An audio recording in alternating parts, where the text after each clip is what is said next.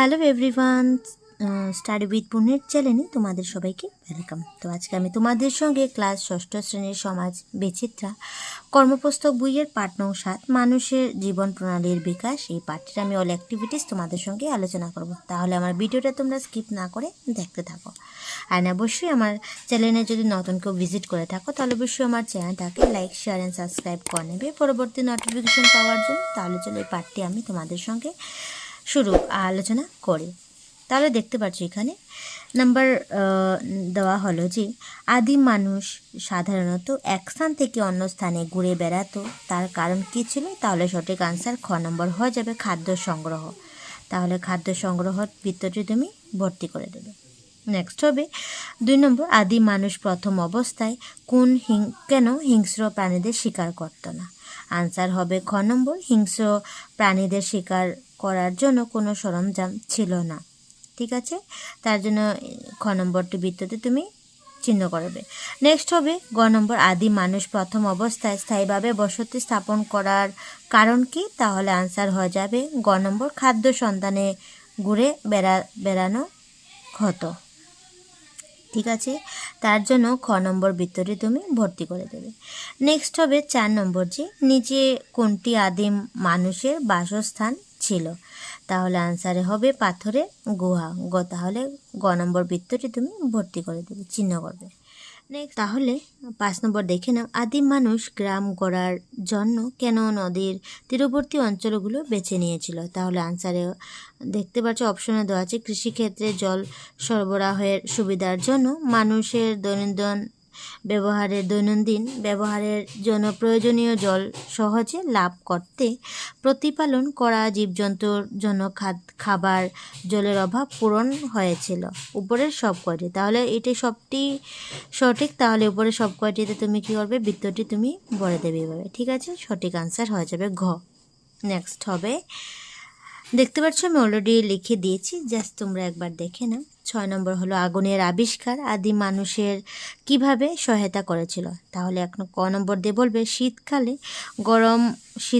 শীতকালে শরীর গরম রাখতে আগুনের তাপ সাহায্য করেছিল, জীবজন্তুর আক্রমণ থেকে রক্ষা পেতে সাহায্য করেছিল। গ নম্বর, খাদ্যবস্তু আগুনে পুড়ে খেত, খাবার রান্না করার উপায় সাহায্য করেছিল, হাতিয়ার ও অস্ত্র শক্ত করার ক্ষমতা দিতে সাহায্য করেছিল। তাহলে এগুলি তোমরা লিখে নেবে। নেক্সট 7 নম্বর, নিচে ছবিগুলিতে থাকা সরঞ্জামগুলো সময়ক্রম অনুযায়ী সাজাও। তাহলে তুমি সময়ক্রম অনুসারে সাজিয়ে নেবে। প্রাচীন কাল থেকে গ নম্বর দিয়ে দেবে, তারপর তুমি গ নম্বর দিয়ে দেবে, তারপর ক হবে, তারপর গ হবে, আধুনিক কাল পর্যন্ত। এভাবে তোমরা সাজিয়ে নেবে। নেক্সট দেখে নাও 8 নম্বর, আদিম মানুষ ঘর তৈরি করতে কোনগুলো সামগ্রী ব্যবহার করেছিল? পাশে বাক্সটিতে লেখো। তাহলে দেখতে পাচ্ছি এখানে আছে গাছের পাতা, বাঁশ, জন্তুর চামড়া, তারপরে পোড়া ইট, সিমেন্ট, লোহা, টাইলস, খড়। তাহলে দেখতে পাচ্ছ আদি মানুষেরা ঘর তৈরি করতে যে যে সামগ্রী ব্যবহার করতো তাগুলো লিখতে পারো গাছের পাতা, বাঁশ, খড়, জন্তুর চামড়া, এগুলি তোমরা লিখতে পারো। নেক্সট হবে 9 নম্বর, যে ক অংশের সঙ্গে খ অংশ মেলাও। তাহলে দেখতে পাচ্ছ এখানে ক অংশের সঙ্গে খ অংশ মেলানো আছে। তাহলে আগুন দিয়ে তুমি মেলাবে। শীতকালে উত্তাপ দেওয়ার জন্য সহায়ক হয়েছিল। তারপর গুহা হয়েছিল, গুহা হবে তোমার আদি মানুষের বাসস্থান। নেক্সট হবে পাথর হয়ে যাবে তোমার বিভিন্ন সরঞ্জাম তৈরি করা হয়েছিল। নেক্সট কুকুর হয়ে যাবে তোমার মানুষের পোষ মানানোর প্রথম যন্ত্র।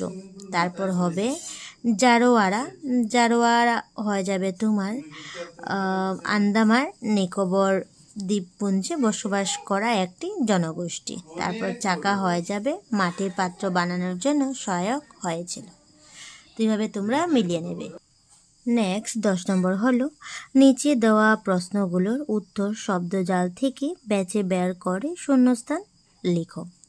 তাহলে দেখতে পাচ্ছ এখানে শব্দ জাল বেছে লিখে নেবে। দেখতে পাচ্ছ আমি অলরেডি সিম্বল দিয়ে নিচ্ছি, সার্কেল দেওয়া আছে।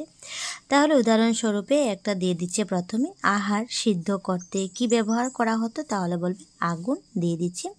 নেক্সট হবে আদিম মানুষ শিকার করতে কি ব্যবহার করতো, তাহলে বলবে তুমি হাড় ব্যবহার করত।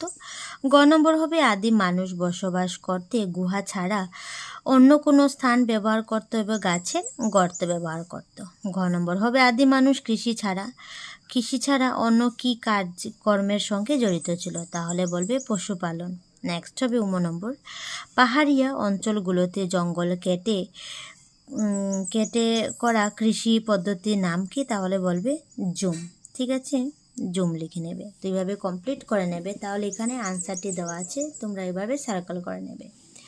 নেক্সট 11 নম্বর দেখে নাও।